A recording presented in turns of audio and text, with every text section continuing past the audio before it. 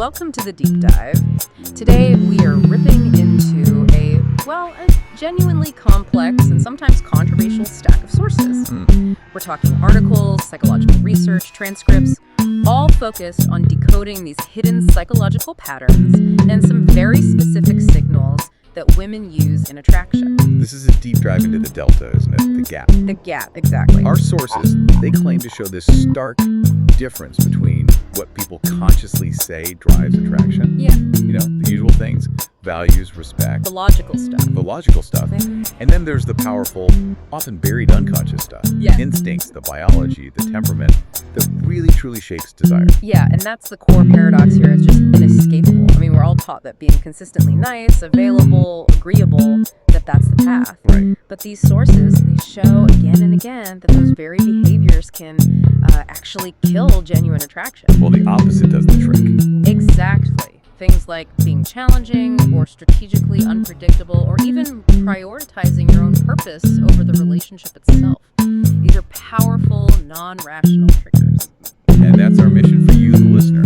We're here to analyze these hidden factors, these secret kinks, and explicit signals that are often just masked by politeness. The goal, according to this material, is to give you a level of awareness most people just never develop, so you can stop guessing and start understanding the actual instinctive dynamics at play. Okay, let's unpack this. We've organized the material into 4 phases. We're going to start with the unconscious triggers that bypass rational thought. Then we'll move into how desire is secretly signaled. Then explore the counterintuitive psychology of pursuit. And finally, look at this idea of continuous silent evaluation. So we're beginning where attraction really starts. Yeah. The instinctive reactions. The sources are, absolutely unwavering on this. That attraction isn't a choice. Not a choice. It's an involuntary, instinctive reaction to certain demonstrated traits. And these reactions are often completely, divorced from the polished, rational version of attraction a woman might present to her friends or even to herself. And the most universal trigger the sources detail is what they call the competence trigger. It sounds simple, but it's about so much more than just career success. Right. The sources say that powerful attraction is triggered when a man is just observed. Just watched. Watched, handling his work, his hobbies, his environment, with this kind of effortless mastery. Effortless is the key word there. Yes. It's not about the struggle. It's not the long hours that attract. It's the quiet demonstration of inherent capability. So it could be anything. Anything. He could be a phenomenal cook, a master craftsman, or he could be commanding a board meeting. Mastery in any demanding domain signals overall capability. Which, from an evolutionary perspective, is high value. It signals resourcefulness, protection. The brain just reacts instinctively. Okay, so the second trigger is where the conventional advice really, really fails. It's called the emotional challenge addiction. This one is fascinating. The sources state pretty emphatically that consistently agreeing with her or validating all her feelings, it just kills respect. Because constant agreement signals weakness. I was struck by the quote that challenge is intoxicating. When a man challenges her thinking, questions her reasoning, or pushes back intellectually, not aggressively, but with confidence, it signals he has his own mind. He's self-possessed. He's self-possessed. If he's just mirroring her emotional state, deferring to her opinions, he just reads as weak. And that's the end of attraction. This sounds fascinating, but also, exhausting. If a man is constantly challenging her, how do the sources say he avoids just becoming argumentative? That's a crucial distinction. The material really emphasizes that the challenge has to come from a place of genuine, independent thought. So not an emotional reaction? Not at all. It's got to be reasoned, non-reactive. She's not attracted to drama. She's attracted to the strength of character that lets a man hold his own ground, even when it's uncomfortable. And linking that strength to emotion, we get to the third trigger, intermittent reinforcement. This is pure behavioral psychology. Absolutely. The sources argue that predictable, consistent availability creates a stable, but ultimately a low-level emotional response. Exactly. So when we talk about intermittent reinforcement, it's not about manipulation. No, it's straight operant conditioning. The mind treats varied availability or unpredictable emotional responses like a slot machine. The uncertainty of when that reward will come. The warmth, the attention. In response, yeah. It produces a massive spike in dopamine, far greater than you get with constant availability. So the mental energy she invests in trying to figure him out, predict his response, or earn that warmth, That's what actually creates the deeper attachment.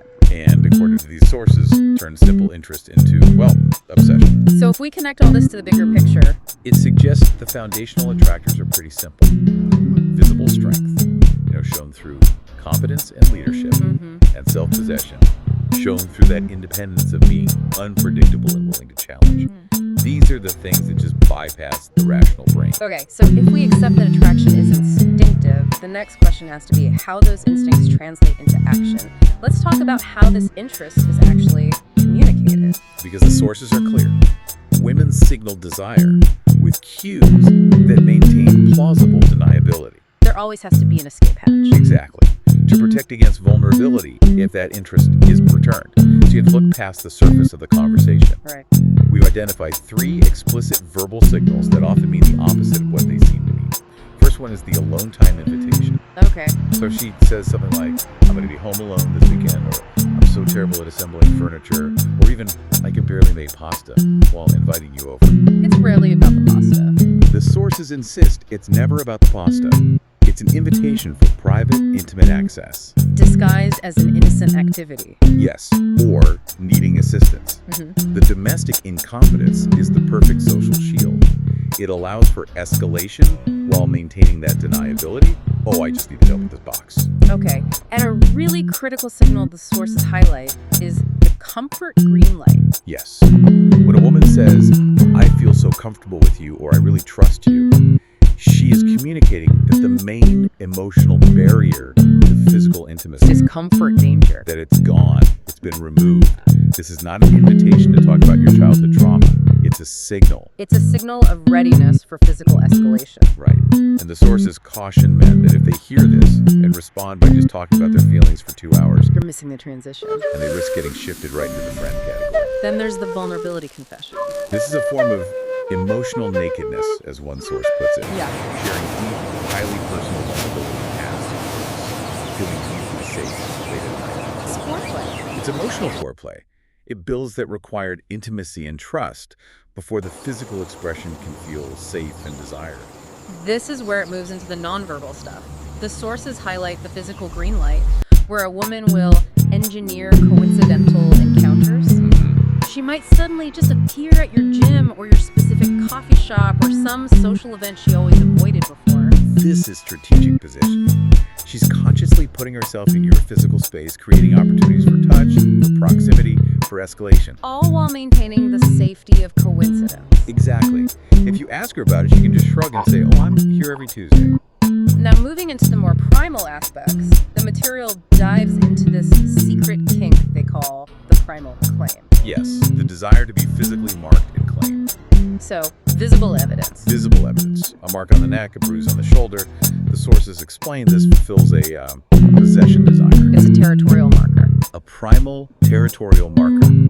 It communicates something in a language the body understands, confirming the strength and passion of the connection in a way words just can't. It's an assertion of belonging. And finally, on the nonverbal side, we have the hungry gaze. Yes. The sources claim women are profoundly aroused by being looked at with raw, undisguised desire. That look, where the eyes just move over her body with obvious, focused want. It's absolute validation of her desirability. And when she registers that level of hunger, Something primal response. It affirms her power in the exchange, and that sense of power is incredibly attractive. which sets the stage perfectly for the psychology of pursuit. Right. If we look at this through the lens of behavioral economics applied to attraction, the core principle is, well, it's pretty stark. It is. The person who invests more mentally, emotionally, physically becomes more attached. Period. Chasing or excessively investing sends a signal of lower value and almost always triggers withdrawal from the other person. While being chased, or strategically withdrawing, forces the other person to invest, and that creates the attachment. Which means reversing that pursuit dynamic requires specific high-value behaviors. The first is strategic absence and unpredictability. So, intentionally slowing your presence down. Or varying your response times, especially when her enthusiasm is at its peak. When she senses that change in rhythm, that sudden scarcity. Our mind starts turning. That mental preoccupation, that shift from low-effort certainty to high-focus uncertainty. That's the mechanism. That's what turns simple interest into obsession. And crucially, the sources strongly advise a focus on excellence. They call it the prize frame. The claim is that men should be singularly focused on chasing excellence and purpose in their own lives, not women. Right. Attractive women are seen as a byproduct of a valuable life, not the goal itself. And this creates the prize frame. Exactly. Acting like you are the prize means having standards, vetting her, seeing if she aligns with your purpose. Instead of constantly auditioning for her approval. And the sources argue this focus on your own identity, not external validation, is what organically makes a man pursue. This dynamic seems particularly relevant to the analysis of the traits older men allegedly possess that get that attraction, especially from younger women. It's rarely just about the age. It's the accumulated traits that age often brings. The first one is decisive leadership. Making decisions confidently.